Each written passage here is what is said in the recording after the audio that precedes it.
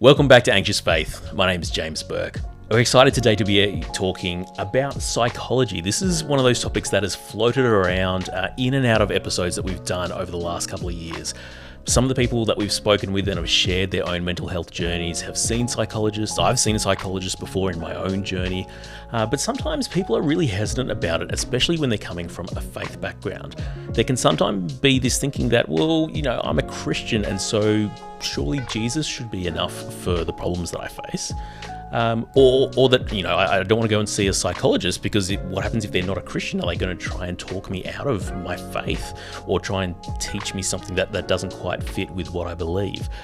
But from my experience, from the experience of other people that have been before me a long time as well, actually there can be this coexisting between psychology and faith. And in fact, psychology can be something that really helps us get better as people if we are struggling with our mental health, which allows us actually to live out our faiths in a fuller and truer sense of who we are and who God has created us to be. So today we're excited to be talking with an actual psychologist.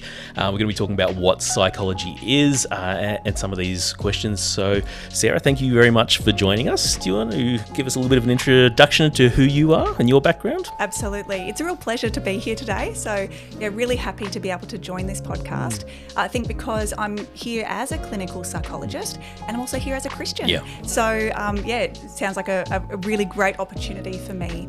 Even as I say, as a clinical psychologist, I guess one thing that I just want to sort of make clear from the outset, I'm going to be sort of speaking in general ways. I mean, everybody's story is unique and personal. Yeah.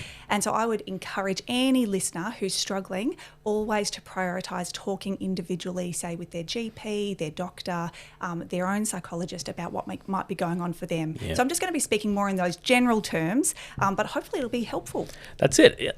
We want to learn more, and learning more always helps. And like we've said before in some of our previous episodes, none of this information is supposed to be diagnostic for yourself to try and work out what's going on. Like you say, if you think something is going on, please go and see someone. We'll have some more information at the end about how you can go about doing that. But we want to learn a bit more broadly today. We want to talk more broadly about, let's just start at square one. What actually is psychology? It's a great question. Well, psychology is this discipline. It's part of, allied mental health, where we're seeking to help people in a very particular way. Okay. So a GP, a doctor, might be sort of really looking at that whole person and sort of thinking about how they can be helping them.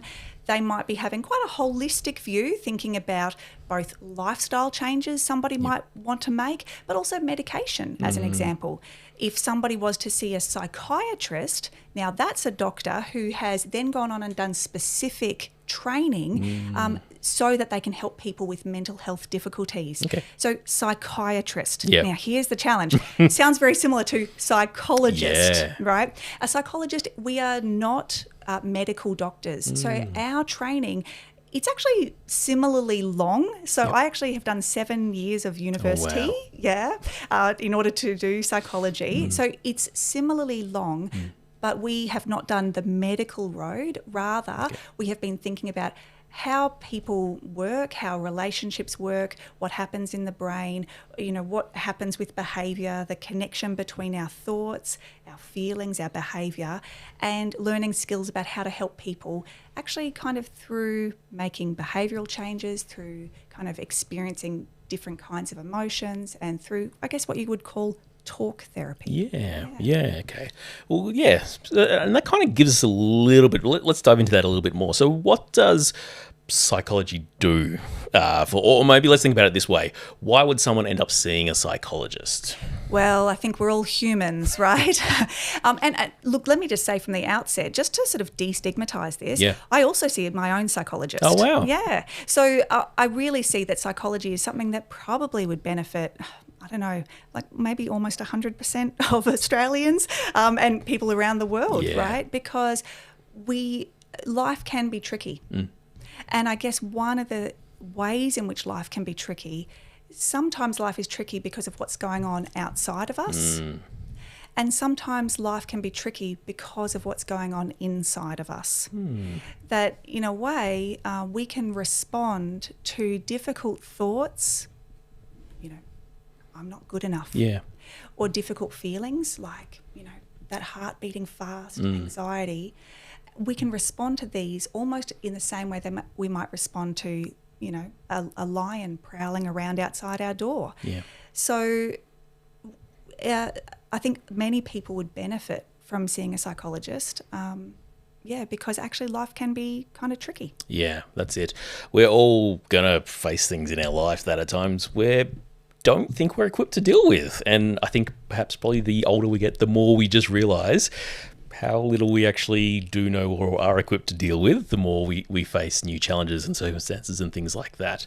So yeah, and look, honestly, that's one of mine and my wife's mantra is that everyone should be seeing someone. Everyone should see a counsellor, everyone should see a psychologist, everyone should be talking with someone and helping process through things. Yeah, absolutely. And look, even as you've sort of mentioned even the word counsellor, and I wondered maybe I can even give a little bit of a spiel about that as well. Because, yeah, there are counsellors out there, and actually there are some great counsellors out there who are really skilled in what they're doing. Yeah. And I think sometimes it can be hard for people who are saying, oh, something's going on with me, I need some support. But what's the difference between psychiatrist, psychologist, counsellor? Yeah. So even just throwing it out there, the word psychologist is actually a word that's kind of protected. Okay. So it means that like you actually have to have done all of those years of training. Where, you know, there's a few different pathways, but it means that if somebody is a psychologist, we know what they've done. Now, there's also sometimes I've noticed people calling themselves psychotherapist. That's not a protected term. Okay. But almost anybody could call themselves that if they wanted to. Yeah. So, once again, it sounds similar. A psychotherapist, I guess, is somebody who is seeking to use, talk therapy. But I guess it would be worth maybe just finding out what are their qualifications. Is that going to be a good fit for me? Similarly with counselling. So there are some amazing counsellors out there, and also it's not a protected term. So whereas some people might have done like a master's in counselling, they're very well trained, they're very highly skilled. The challenge, especially for somebody like that who's so skilled, is that the person next door who did a weekend course can actually also call themselves a counsellor. Yeah. So it's a bit hard for consumers to think, well, who is going to be the right fit for me? As a general rule of thumb, I would say if what you're noticing, I think going and seeing a GP is a good first step. Because a GP can also help to kind of help work out, is this sort of everyday stuff that maybe a counsellor might be a really good fit, even like a life coach or someone could be a really great fit? Or is this getting a little bit more into that slightly trickier territory, what we would call mental health kind of territory? Might be worth seeing a psychologist. Yeah. It is helpful then to know that if I am seeing a psychologist, I can at least trust that they have done X amount of training. They have met those qualifications to be able to call themselves a psychologist. So there is going to be at least some, not quite guaranteed, but some expected level of skill and knowledge of what I'm getting into kind of thing, rather than someone who's just done a weekend course and decided to. Yeah, and not that, but as I said, like I think there are great people in all sorts of different professions. It is always going to be about finding the right fit. But maybe I can also share, like, why did I choose to do psychology rather than counselling? Because I was at a bit of a fork in the road. Okay. What should I study? And I actually came back to, being a Christian. And I thought, okay, something that I do know about psychology is that it's very much based on the scientific method. Yeah, okay. So psychology, there's a real emphasis on being a scientist practitioner. This idea we're really trained to be thinking scientifically about what we do. What do I mean by that? It's thinking about where's the evidence, asking careful questions, and then looking at what actually is the evidence for what works. Not just, oh, well, I like this, so I'm going to go with it. Yeah. And when I thought about, science and when it's good science, what I mean by that is it's careful, it's rigorous, it's thoughtful. Good science is simply showing us the way that God made this world. Good science is revealing the nature of this world, the nature of humans, the nature of relationships. So good science, as in careful science, is going to actually show us more of how God made this world. All truth is God's, right? Yep. And so if it's careful science, then actually I felt a sense of like, I want to be able to do what's trustworthy. And that felt like that was going to help me as a Christian be able to trust what I was going to be offering to people. Yeah, that's amazing. Yeah, I really like that, because I often sometimes can think that faith and science are kind of at loggerheads or can't really work well together. But I think what you say is really true, that, a lot of that good, careful science is trying to understand either the world or ourselves, which are all part of God's creation, and better understanding how God has made us, how God has created this world that we're in, so that we can live in it and ultimately serve Him better in it. So that's really encouraging that was actually the reason that pointed you in that direction, is wanting to see that more scientific side of things. Let's kind of, I want to kind of go down that way a little bit, but first I want to make sure that we've got this kind of nice ground foundation to start with. So if knowing now that a psychologist and what they do, you've done your years of study, you're there to help people kind of talk through difficult circumstances or emotions or things, situations in their life that they're dealing with. So how does a psychologist do that? That's such a good question, because it almost feels like, wait, what goes on behind that closed door? Exactly. And how do I know it's even working?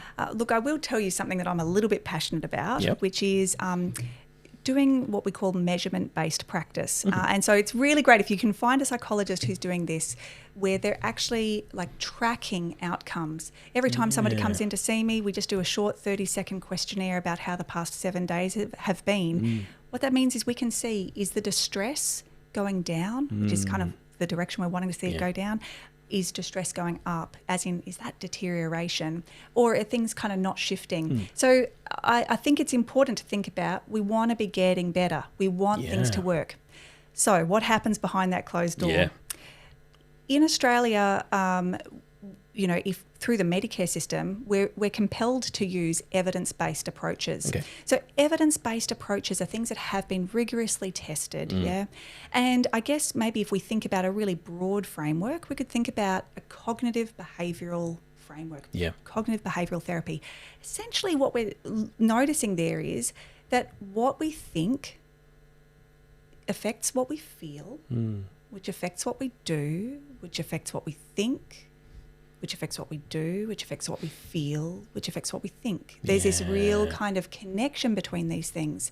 And if we can find ways in which to tweak some of these things, then maybe we're going to find ways that the others get shifted as well. Let me give a really simple example. Somebody who's experiencing depression, who's really got that really low mood. So, somebody who's feeling really low mood, probably having some thoughts, maybe like, oh, I'm worthless, I can't do anything, life sucks, And we notice what happens with behaviour and depression is a lot more time in bed, a lot more time, just hanging around the house, maybe distracting myself on the phone, a lot less time going out with my friends. I'm hardly doing anything fun these days.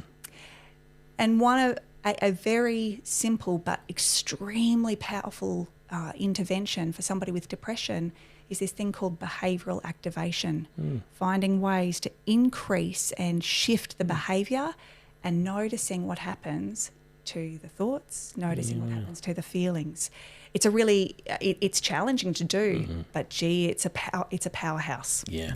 That's really interesting as well, because I think we often think that psychologists are all just going to be messing with our thoughts. It's just going to be all about our thoughts and what we're thinking and what's going on in our head. But what you're talking about is actually, let's make some changes in our life. Yeah, practical outcomes and things like that. And what kind of, you say you make those kind of tweaks in one of those kind of ways. Well, what's kind of then the hope from making those tweaks? Is it that a person is able to overcome that particular challenge, better equip themselves to handle it, or? Well, look, there's been a little bit of a paradigm shift, I would say, in the last several decades. I think if we went back a few decades ago, we almost would have thought about improved mental health meant reducing symptoms. Okay. So we don't want to feel so bad. We don't want to have symptoms of, feeling panic or feeling anxious. If I give a slightly more extreme example, there are a number of people in the community who hear voices, so that's called a psychotic symptom. It's where we're sort of experiencing the presence of things that aren't actually there in the physical environment. Sometimes that can be a symptom, say, of schizophrenia, as an example. So in the, decades ago, we might have thought, it's all about reducing symptoms. I would say that there's been a bit of a shift more recently to thinking instead with a slightly different paradigm, that it's about building a life that's worth living. Okay. That actually, even in the presence of, for example, anxiety, heart beating, sweaty palms, feeling anxious, that actually there can be a really meaningful life. And so although sometimes it can be about trying to reduce symptoms of mental health, I think that the bigger shift is about how do I develop a meaningful, rich, full life. Yeah. And that's, I think ultimately that's what everyone wants, right? If we're honest about it, we want that kind of meaningful, rich life. And we know that there's going to be times where it's not easy or not necessarily straightforward. Yeah, well, we think about things where, why would we want to suffer? I mean, why would we want to go through anything that's difficult? And yet we're willing to do it when it's meaningful. So you think about things where, let me give an example from, for example, OCD, obsessive compulsive disorder, and maybe even an associated, disorder that can be challenging for people, tic disorder, where it's sort of like what you often can feel is an overwhelming urge to do something, right? Now, that urge can almost feel like having an itch, right? And if I've got an itch, of course I just want to scratch it. It feels uncomfortable. Why would I not want to scratch an itch? Okay, so why on earth wouldn't I? But I'm going to give you a scenario. What if you're a surgeon, there's a child in the room waiting for you to do life-saving surgery. You've already washed up your hands, you've put on your gloves, you're all ready, and suddenly your nose gets itchy. Would it be worthwhile figuring out ways to manage that discomfort in the service of doing something really meaningful? So it's a slightly silly example, and yet what we're talking about is maybe we can. There are times when we would want to actually face challenge and be willing to face, a level of suffering, a level of pain. In this instance, it's just an itch, right? But it's in the service of something greater. Yeah, and I think for Christians that really can resonate, right? Because actually, like this life, it's not all rosy, but maybe I would be willing to face certain things, but for a greater purpose. Yeah, exactly. And as Christians, we're kind of outright told that, hey, life is not going to be all rosy. We are going to face trials and difficulties. We do have a hope to look forward to kind of thing, but the here and now is not necessarily going to be straightforward. So rather than trying to avoid suffering, which we can't do, or at least completely, is how do we actually become more or better equipped to deal with these things? How do we live a fuller life in that kind of sense? And, that also ties into what Jesus said he came to do. He came to give us life to the full kind of thing. But he also didn't come to take away all of our suffering. I really like that. So you touched on cognitive behavioral therapy, which is one of the common kind of types of therapies that psychologists do.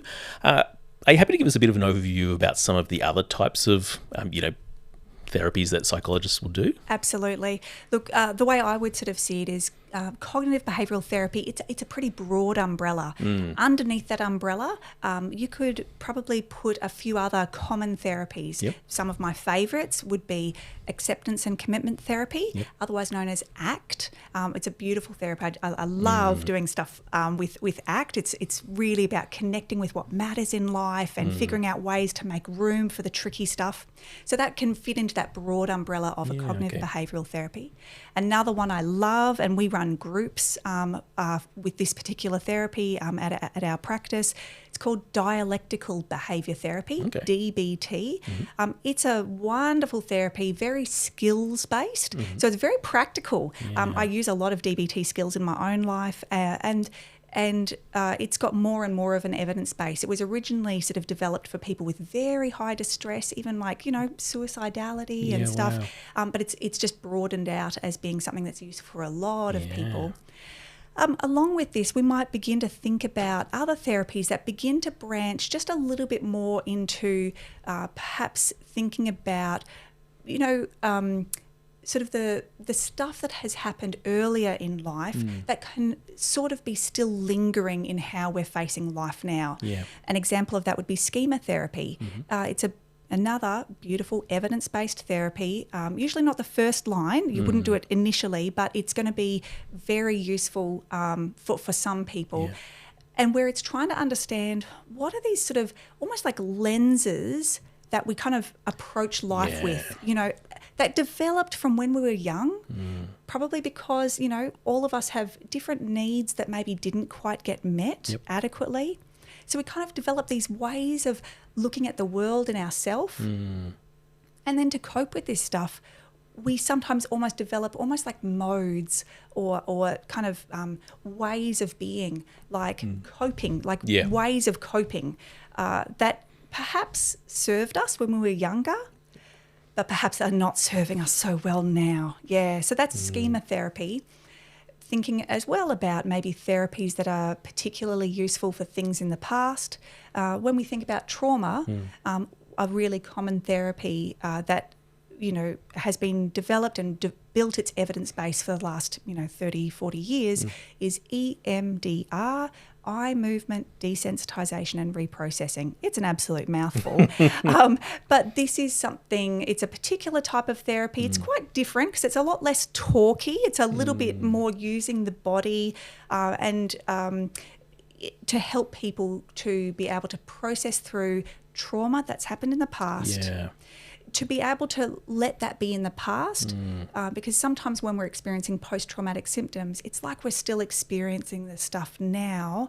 So that feeling in the past, like I'm not safe, it's like we're still carrying that in our body now. And it's affecting the way that we're kind of able to connect with the world now and connect with ourselves and others now. So EMDR is a really beautiful therapy that helps to kind of desensitize, to kind of put that back in the filing cabinet. It happened, but it's back then rather than it being here and now. That's really cool. Okay, so there's obviously a huge amount of different ways that a psychologist can work with you. And I'm guessing that comes down to each person is unique and individual and their needs are unique and individual. So I'm guessing when someone starts to see a psychologist, it's not just a matter of any psychologist will do, and just as long as you see a psychologist, you'll be able to get better. It sounds like it's actually more of a relationship that needs to develop there for things to be able to work. Yeah, I think that is really important. You want to be able to feel like you're developing a relationship of trust, and I guess sort of feeling like, okay, here's somebody that I can be on a team with, because really that's what the work is, So I do want to encourage, people who are going and seeing a psychologist, give it a few sessions. But also you can follow your instincts around that. You want to be able to feel like, hey, this is somebody I can really work with. And if you've got some doubts about that, session 2 or 3, bring it up. Psychologists love to have chats about this stuff. And it is important that you are finding somebody that you feel like, I've got confidence in this person. I feel like they are ready to work with me. So that relationship does matter. And I think that's really important for people to know is that, especially if, here in Australia, the model is you go and see your GP. We'll get into this in a sec. You go and see a psychologist kind of thing. But if you don't feel like that person is someone that you can work with, you're able to go and see another psychologist. 100%. I don't know if it's worth saying at this point, but, if you've received a referral from your GP and it says to see a psychologist, maybe it said go and see Sarah, you can actually use that very same referral to see a different psychologist. Okay. So you don't have to go back to the GP and get a different referral, or even if they said, go and see Sarah, but then you Google them and you're like, that's not the right kind of fit for me. You could actually use that same referral to see somebody else. So that's a unique thing with psychology. Yeah. My understanding, and please don't hold me to this one. Keep this too also as general knowledge. But my understanding is with psychiatry, so going and seeing a doctor who specialises in mental health, so a psychiatrist, that is specific to the psychiatrist. I'm pretty sure about that, not 100%. Yeah. Because that's it. You potentially are going to be going, bringing up a lot of things that, are quite personal, are quite, things that you might not have told other people before. So there needs to be that element of trust. And like you say, you can vote with your feet. If you don't feel like you can trust that person, then you're probably not going to be able to get out of those sessions everything that you could be getting out of that. I think that's really important for people to know that they need to find someone that they feel comfortable with, that they're able to then work with. Yeah, there's a real balance there, isn't there? On the one hand, I want to encourage people, give it a decent shot. That's it. Give it a decent shot, and even if you've got some reservations, chat with your psychologist about it. And then also to hold in the other hand, you don't have to stick around for forever. Yeah.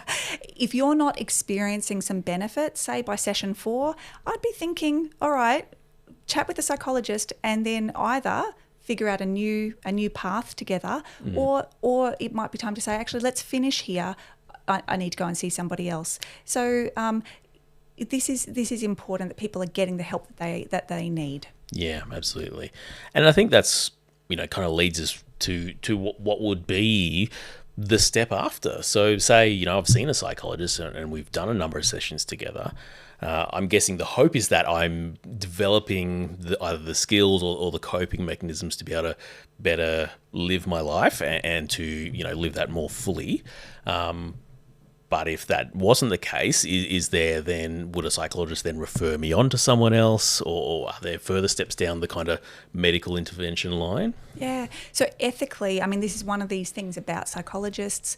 We are actually bound by a code of ethics. Part of that code is that we need to be working within our scope, working within our competence. And so I think that there is that sort of ethical thing for psychologists. If they see somebody who's really not getting better after a period of time, that's actually an important little flag for them. What do I need to do here? Because actually we have that ethical kind of accountability that we need to be making sure that we're operating within what we can do. Yeah. For the consumer, for the person who's going to see the psychologist, I guess step number 1 could be talking with your psychologist. Step number 2 could be talking with your GP, your doctor, to ask, is there somebody else that you know of that I could potentially see? Step number 3, you could do some of your own research, having a little Google who's in your area, trying to find somebody who might be the right fit. Yeah, that's really good to know. And I thought maybe it's also worth saying, how long do people see psychologists for? Yeah, I'm guessing... I had thought about asking that, but I'm wondering whether it is just down to each person and that kind of thing. But is there a set amount of time someone would need to see a psychologist for, or is there, does that come down to each person? I think you're right. It does come down to each person, and there's going to be a few factors in here. One is thinking about there are certain kinds of, situations or challenges that people might be facing. It just takes longer. It's a longer trajectory towards healing. That is going to be a longer trajectory. Yeah. There are going to be other things where actually you see big changes happening in a short amount of time. Typically in Australia, a GP will refer somebody for 6 sessions to start off with. It's not uncommon to see people really improve within just 6 sessions. Yeah. And then there are others whose situations, it's just there's more complexity, or that healing process is just going to take longer, and 6 sessions would just simply not be enough. Yeah. And I love to sort of think about it as episodes of care, because it's almost like that thing where you can tap in when things are a little bit tricky. Yeah. You do some work on something. You might even have a bit of a focus, like, this depressed mood is kind of getting on top of me. You kind of work on that stuff. things get better, you tap out. But, 2 years later, something else comes up. Maybe there's a transition to a new job. You're noticing sort of stress. You're noticing some anxiety show up. You tap in again, another episode of care. And it doesn't have to be with the same person. It could be with somebody else. But that idea of you can tap in and tap out. Yeah. And you might have a particular kind of focus for each time. Yeah. I think that's, is one of the things that as we begin perhaps our mental health care journey from the first point of time where we've realised we've needed some help, whatever level that might be, whether it is just seeing a counsellor, whether it is going to your doctor or seeing a psychologist or something like that, we begin to learn and identify within ourselves the ability to recognise when we perhaps need more care or more help, and when we are actually, okay, no, I am doing a bit better now, I think I am okay. That's a great reflection, even noticing that actually sometimes the process of seeing a psychologist even helps us to understand ourselves better, to tune in more to, what are the kind of the signs for me that things are not going as well. Yeah. I notice, my sleep's getting a bit out of whack. Oh, I'm getting a bit cranky at the kids more easily. Oh, like I'm not really enjoying things the same way I used to. I've stopped, doing my hobby that I used to love, right? So these become little signs to us. Maybe I need a little tune up. I mean, we would never expect a car to just go on the road and we just leave it unattended. I mean, we're constantly filling it up with petrol. Yeah. But we're also taking it to the mechanic on a semi-regular basis because cars need tune-ups. Yep. I think humans do too. We do too, yeah. I mean, look, my own experience with a psychologist was very similar to that, in that I only ended up seeing him, I think, 4 times. And that was, I'd been journeying with my counsellor for about 3 or 4 years by that stage and realised, hang on, what's coming up now is more than what we're dealing with. And he was very much open, going, go and see someone else. You've identified, you feel you need some more support than I can give you. Go and see someone. And after the 3rd or 4th session, the psychologist is like, I don't think you need to come back anymore. I'm just like, I think I'm okay. That's great to hear. And I think that's one of those beautiful examples of really a very quick kind of a trajectory for things getting better. And I do wonder whether that work that you had been doing with the counsellor gave you a really solid base where it was almost like you just needed that extra little something and things really started to improve for you. Yeah. What a great story. Yeah. Love it. What I'm really interested to talk to you about as a psychologist, but also as a Christian, is that sometimes within our churches or within our Christian circles, there can be this stigma around psychologists. Is that something you've come up against? Absolutely. Yeah, absolutely. I mean, and it can also come in a bit of a guise of sounding like spiritual maturity. Okay. Right? So maybe you should pray about that. Yeah. Or, cast all your cares upon him, for he cares for you. Yeah. It sounds spiritual and those things are true. Yeah. Like I think, let's talk to God about what's going on. Yes, we can cast our cares upon a loving Father who cares for us. This is true, and yet it is not at odds with seeing a psychologist and addressing mental health in the same way that we would never think of saying to somebody with diabetes, cast your cares.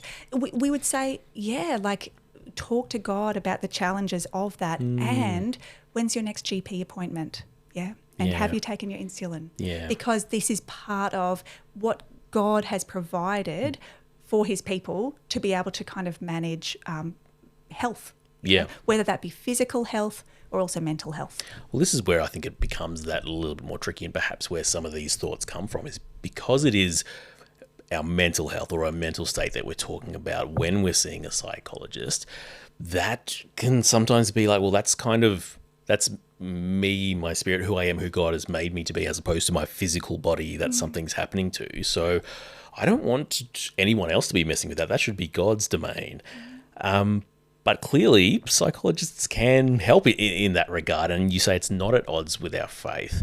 Because I've literally heard people say the words, well, you're a Christian, so Jesus should be enough. Yeah, and I'm interested in whether they are also applying that same logic to not eating. not sleeping. Yet these are the common means of grace that God has provided for our bodies.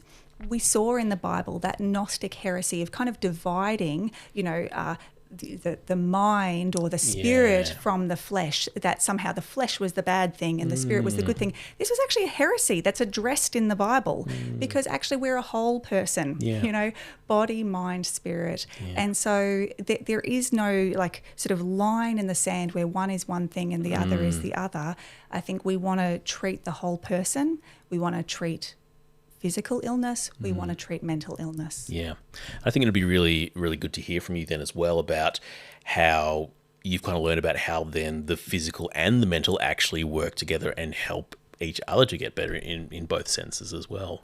Oh, I mean, we are this mind that is, my brain, my mind is embodied. It actually is contained within a body. Yeah. And so there's more and more research coming out around this, but even that one that I began with where I just talked about, the beautiful therapy of behavioural activation, that when we do stuff differently, we begin to feel stuff differently, we begin to think differently. We just cannot separate out these things, Our thoughts, our feelings, our behaviour influence one another strongly. And so, when I'm thinking about even some really simple things, like simple advice. I mean, good grandmothers give this advice: get some sleep, eat regularly, hang out with friends. It's simple advice, and yet, you know what? If everybody did that, you'd actually see improvements in mental health. Yep.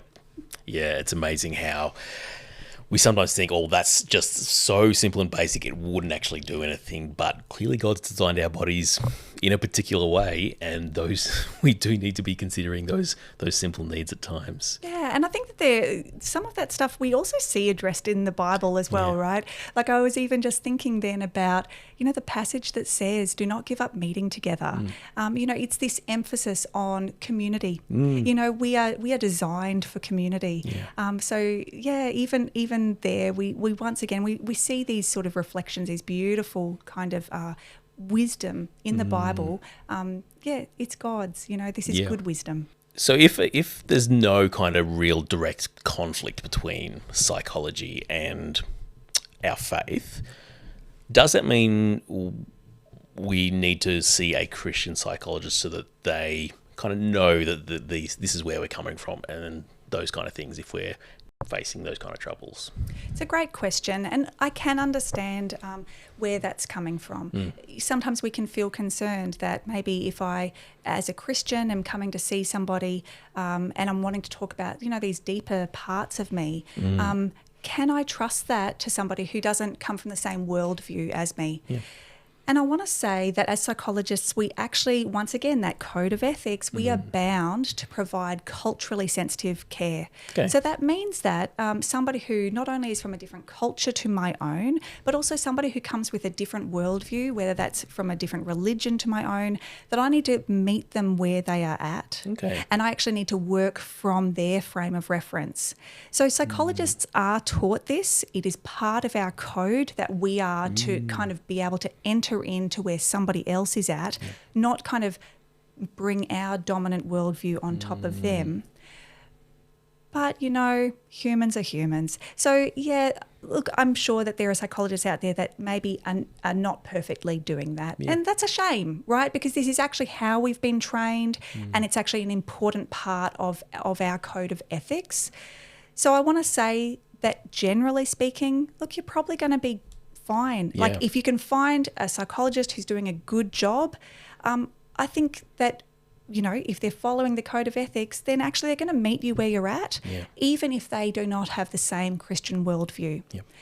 And at the same time, there will be times where that doesn't pan out. And if that was the case, like you can talk with the psychologist about it. And then, if that's really not kind of working, of course, once again, you can vote with your feet. You get to choose who you're seeing. You don't have to keep on going to the same person. Yeah. What about for you? So as a psychologist who is a Christian, how do you see a benefit of being able to treat someone who is a Christian as well?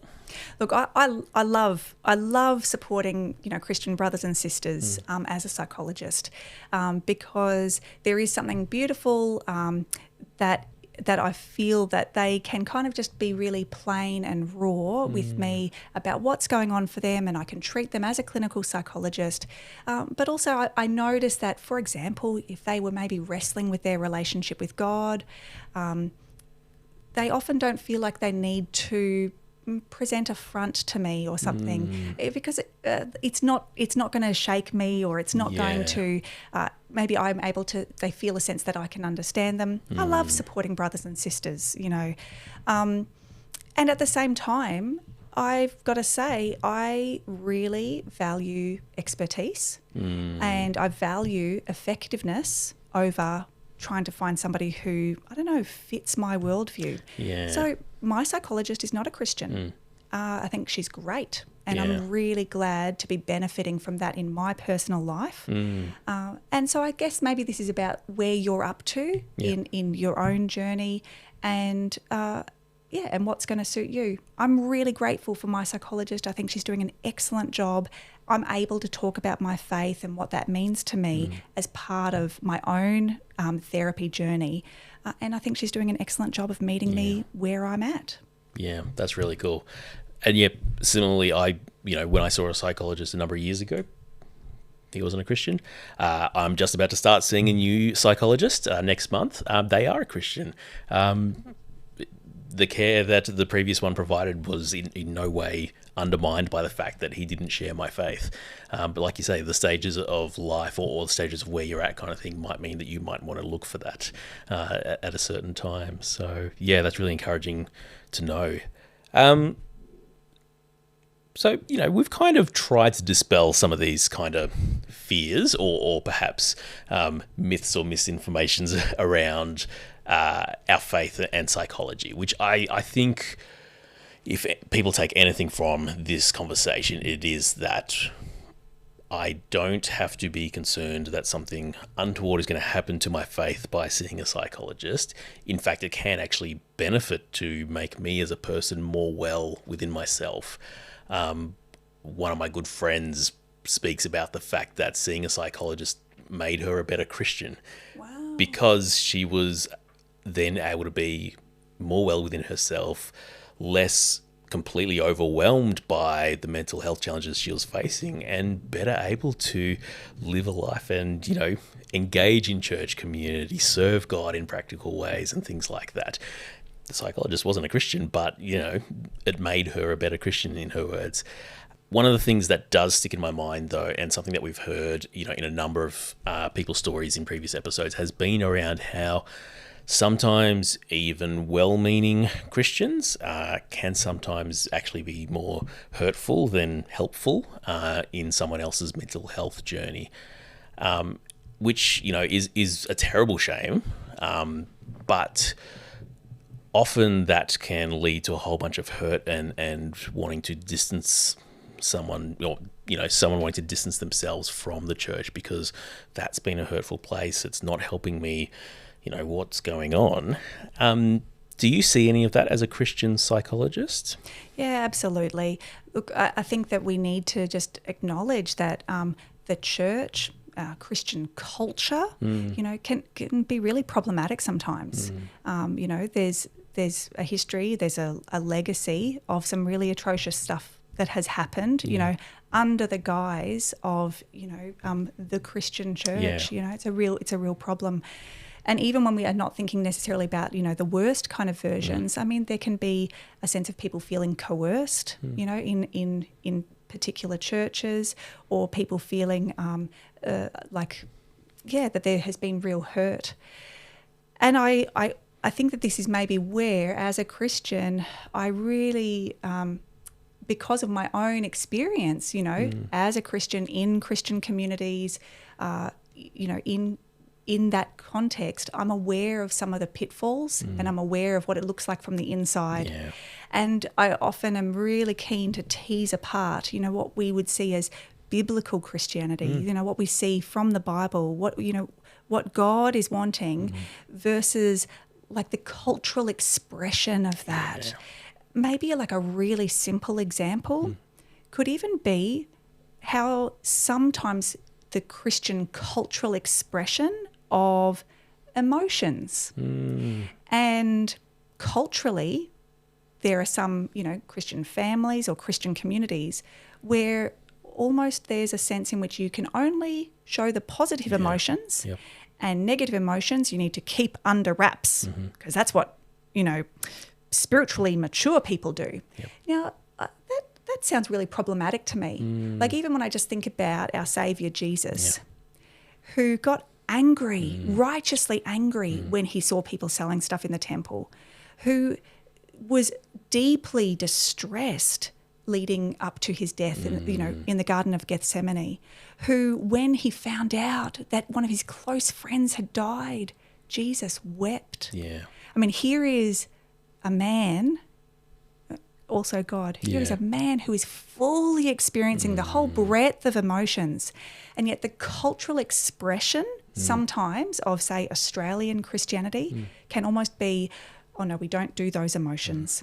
And even in families, we've got to, look a particular way. So I think that that's an important thing, and perhaps that is something that maybe as an insider, I guess, to this culture, I maybe have some awareness of. But it strikes me that probably there's a lot of, psychologists out there may not be from a Christian community, but also might have that same insight. Yeah, that's it.